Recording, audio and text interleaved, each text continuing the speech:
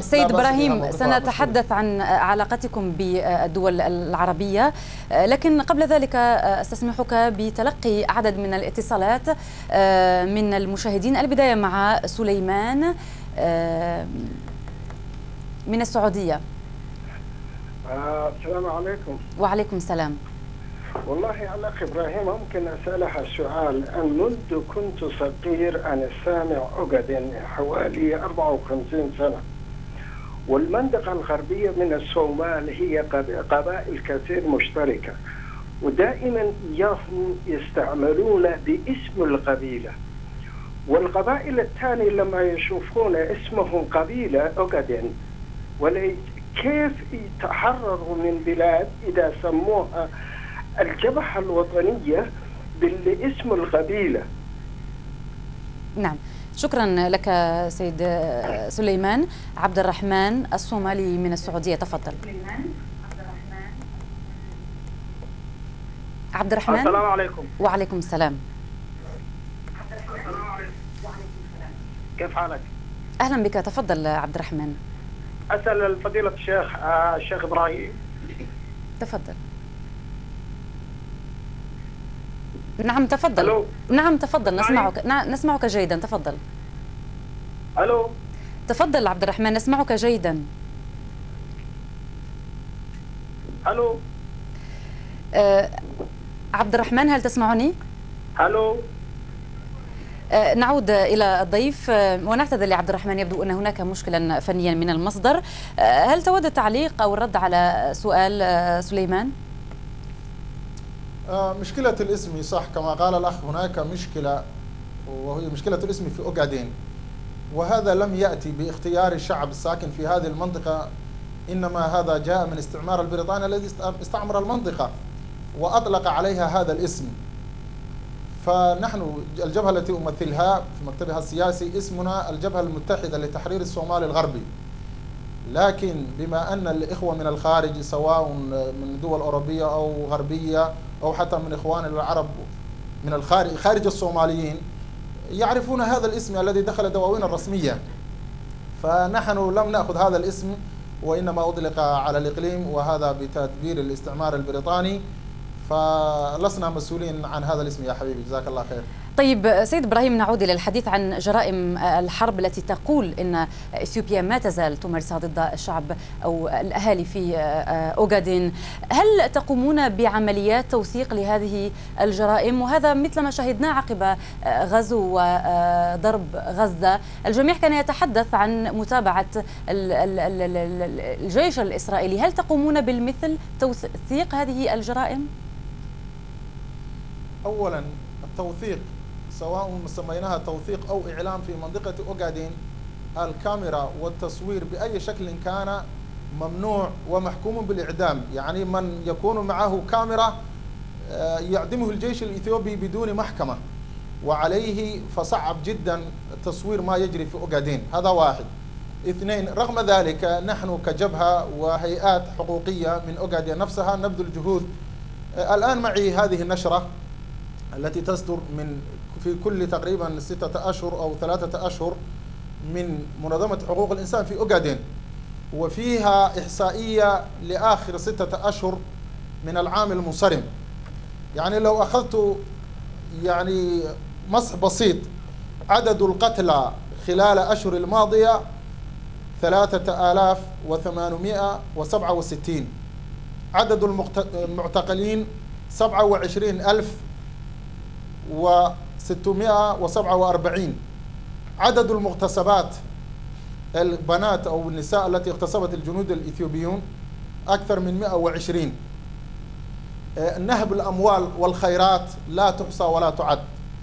إذن هناك هيئة حقوقية اسمها منظمة حقوق الإنسان في أوغادين تهتم في هذا الموضوع، ونحن من جهتنا نجمع ما نستطيع، لكن لسنا لا مثل غزة ولا قريبين لها. أعود سيد إبراهيم إلى الاتصالات المشاهدين، ومعنا عبد الرحمن الصومالي من السعودية. نعود إليك مجددا عبد الرحمن، تفضل.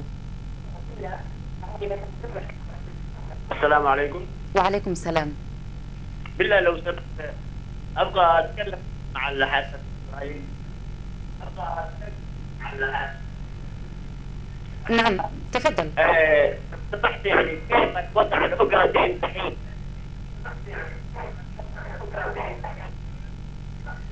يعني بالنسبة للاتجاه اللي ماسكينها الحكومة الإثيوبية قاتلوا وموتوا الناس الشعب الأوغادي بأكملهم.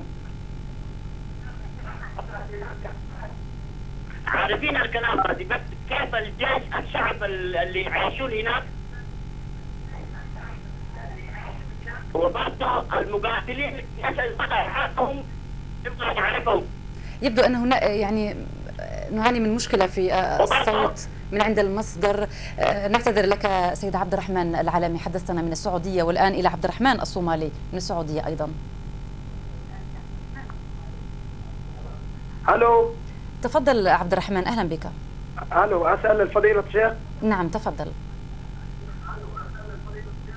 هل هو رئيس منظمة التحرير الصومالي الغربي ام هو رئيس منظمة التحرير الصومال منظمة التحرير الاوغارينية؟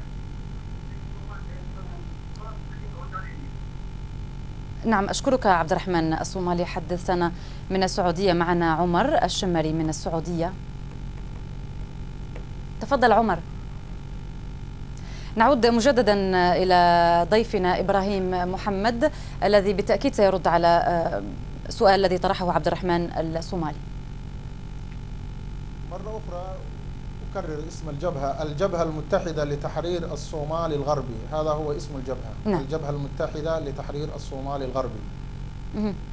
طيب سيد إبراهيم، عندما طرحت السؤال عن توثيق جرائم الحرب ربما لكي تستخدم كسند في حال ما إذا قررتم مواجهة إثيوبيا بهذه الجرائم، تحدثت عن الإعلام والصور فقط، لكن ألا تعتقد أن هناك وسائل أخرى لتوثيق هذه الجرائم، وربما بالتعاون مع منظمات حقوق الإنسان التي تقول إنها الآن بدأت تهتم بقضية أوغادين؟ هذا الشيء يعني نبذل جهدا في هذا الموضوع، يعني حتى منظمات إعلامية استطعنا بطريقة أو بأخرى إدخالها ونقل الصور منها مما كان له أثر طيب في الخارج. ومنظمات الحقوق أيضا تدخل لكن بحدود معينة، أكثرها لا تستطيع تذهب إلى أوغادين، تصل إلى أديس أبابا، ومن هناك الحكومة الإثيوبية تمنع منهم الدخول في أوغادين. قصارى جهدنا نحن ومنظمات الحقوق، لكن حتى الآن لم ننجح بتوثيق. يعني هناك قبل فترة كان محاولة حتى مستوى الأقمار الصناعية، أتذكر قمر صناعي أمريكي صور 20 قرية أحرقت القوات الإثيوبية في أوغادين، ولدى استماع الكونغرس الأمريكي اللجنة الخارجية كان هذا أكبر شاهد ضد الحكومة الإثيوبية التي تنكر أي انتهاكات في أوغادين. فالمحاولات مستمرة، لكن أقول بوتيرة بطيئة جدا. طيب الآن أنتم سياسيا تتبعون لإثيوبيا، أنتم كمنظمة تحريرية بطبيعة الحال لكم مطلب تحريري والمطلب لتحقيق شعبكم ليحقق أو يقرر مصيره عفوا. إلى جانب ذلك ما هي مطالبكم كذلك؟ مطالبنا منذ قرنين الماضيين، أيام ما كان الاستعمار الإيطالي ثم الاستعمار البريطاني ثم الإثيوبيون حاليا، مطلب هذا الشعب مطلب واحد: الاستقلال عن إثيوبيا التي لا يجمعنا لا عرق ولا دين ولا لغة ولا عادات. هذا مطلب الأصلي. لكن رغم ذلك لدينا مرونة أكثر من هذا. يعني عندنا عدة وسائل، ليس السلاح أو الكفاح المسلح هي الوسيلة الوحيدة التي نؤمنها. مثلا نحن مستعدين إجراء استفتاء، نحن نطالب إجراء استفتاء لشعبنا ليقرر حق تقرير مصيره. طيب. مثل ما حصل في جنوب السودان، ومثل ما يضغطون الآن على السودان في دارفور. لماذا السودان وإثيوبيا دولتان متجاورتان؟ في السودان يطلب منها أمور أصلا غير موجودة الآن. تعرف الجنوب في طريقها إلى الانفصال، ولا دارفور يقطعوها، فلماذا يسكتون عن إثيوبيا ولا سيد إبراهيم؟ سنتحدث عن هذا الاستفتاء. نعود مجددا إلى المشاهدين.